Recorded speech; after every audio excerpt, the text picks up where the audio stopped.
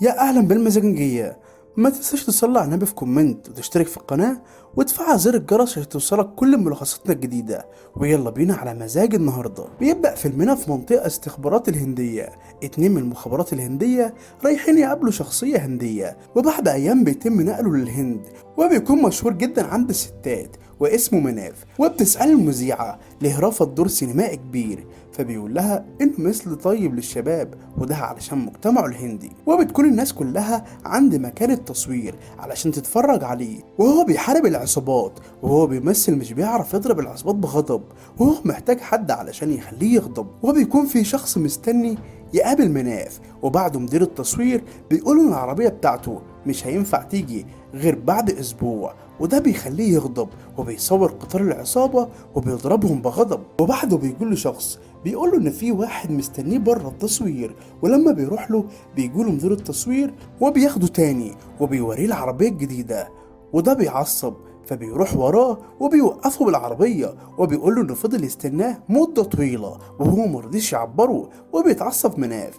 وبيزعق فيكي وبيقع على طوبة وبيكون فيكي بيموت. ولما بينزل يطمن عليه بيلاقيه بيطلع في الروح، فبيركب عربية وبيمشي بسرعة وبيسيب فيكي من غير ما يساعده، وبيرجع الفندق متوتر والشرطة بتلاقي فيكي. بس لما بيتصل أخوه بيتخض الشرطي لأن أخوه مسؤول كبير في الدولة، وبيقوله إن أخوه مات واسمه السيد بورا.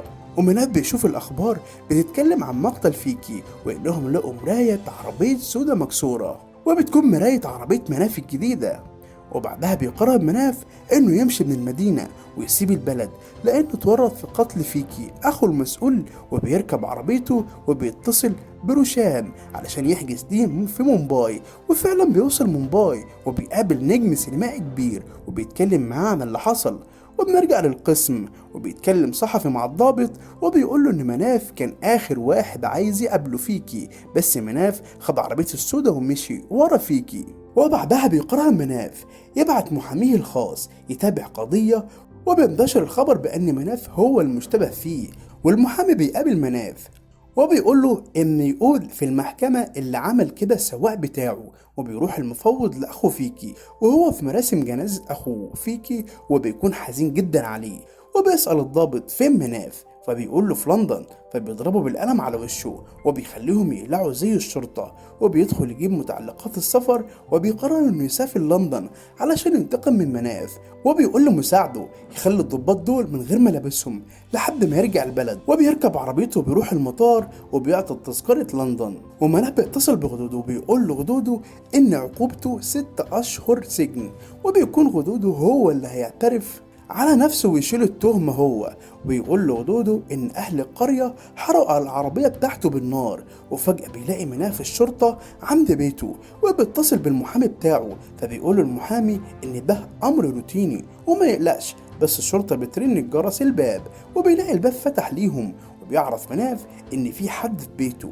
وفجأة بيسمع صوت إطلاق نار وبيهرب مناف وبيلاقي اللي قتل الشرطيين هو أخو فيكي. وبعدها بيلاقي الشرطة بتطرده وبيطلع سقالة مباني وبيفضل يجري وينط منهم، وبيكون هيقع واحد بس بيوقع على الزبالة، وبيفضل يجري ويهرب لحد ما بيلاقي عربية وبيسرق العربية وبيهرب من الشرطة. وأخو فيكي بيروح وراه والشرطة هي كمان، بس بيعرف يهرب من الشرطة. وبيقابل أخو فيكي واسمه بورا مستشار المجلس المحلي في مدينته، فبيقول له كيف مات فيكي أخوه، فبيقول له إنه قتله، كان مجرد حادث حاول يبعده عنه بس سقط لوحده ومات. فبيقول له وريني كيف زقيته إذا كنت قوي للدرجة دي.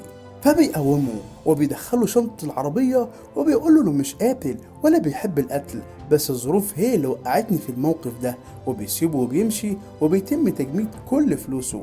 وبيروح يقابل شخص في مقهى وبيقابله وبيطلب من تسجيلات الكاميرات وقت قتل بورا للشرطيين. وبورا بيقتل شخص فتح ليه شنطة العربية، وبعدها بيروح يقتل الشخص اللي مع مناف وبيخنقه وبيقتله. وبيدخل في معركة مع مناف وبيضربوا بعض لحد ما يتعبوا. وفجأة بتيجي ناس عايزة تاخد مناف، بس بورا بياخد المسدس منهم وبيتحدى هو مناف وبيطلعوا بره، ومناف بياخد العربية وبيسيب الاتنين وبيهرب. وبتطردوا رجالة أوكاب علشان تسلموا ليه. وبيروح وراه علشان ينقذه. وهو قاعد جوه مطعم بيلاقي رجالة كتيرة بتتخانق معاه وبيضرب فيهم وبيحاول يهرب منهم وبياخد لبس مهرج وبيختفي وبيمشي والشرطة بتدور عليه. وبيروح ياخد تسجيلات قتل الشرطيين من شخص صيني وبيسلم نفسه للشرطة في لندن، بس فجأة بيتخطف في عربية وبورا قتل كادر.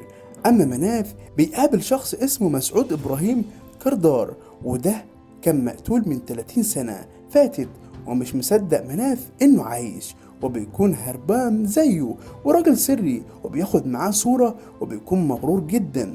وبيجي بورا وبيضرب نار في الحفلة، وفجأة بيلاقي صورته مع مسعود على التلفزيون وبيطلع الصحفي يتكلم إنه مع أكبر إرهابي في العالم كله. كده وقع في مشكلة كبيرة جدا ولسه بورا هيقتله. مناب بيبعت ايده في الرصاصة بتيجي في مسعود وبيموت مسعود وبيتخانق مع بورا وبيقتلوا رجالة مسعود. وبعدها بيقعد بورا مع مناف وبيقولوا لازم يقتله لأنه وعد أهل القرية إنه هيقتله. وبعدها بنشوف المشهد الأول واللي هو معتقل وبيتكلم القاضي إن مناف قدم مساعدة للحكومة الهندية بقتل الإرهابي مسعود. وبعدها بنشوف مناف لما حاول يقنع بورا إنه يتنازل عن كبريائه وإنه ما يصممش على قتله، بس بيصمم فبيقتله مناف. وبعدها بيرجع الهند وهو بطل قدر يقتل إرهابي غلب الهند، وبترجع نجوميته وشهرته كممثل أكشن كبير وحب الناس ليه. وبكده يكون انتهى فيلمنا النهارده. كتبه ومنتجه منتصر كمال الدين، إعداد وتقديم عمر عبد العزيز. سلام.